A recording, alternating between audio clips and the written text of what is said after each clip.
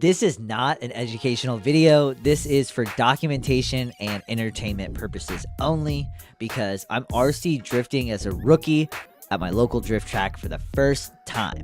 I have a separate full video recapping my first day at the RC drift track if you want to check that out. Have you ever been the new guy somewhere and totally sucked?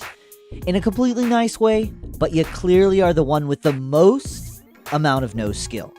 Well, that was me, and I was actually brave enough to slap a GoPro on my RC drift car, and I put it on the track with everybody else. I honestly found myself laughing with entertainment watching it back, crashing into walls, slamming into other drivers.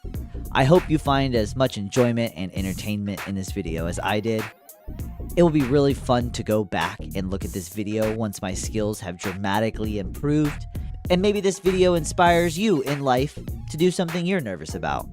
I'm very proud of myself, and on the real, not bad for my first time drifting, eh?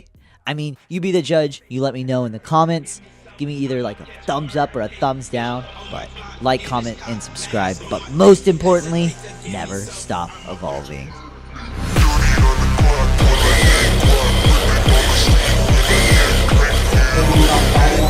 Thank you.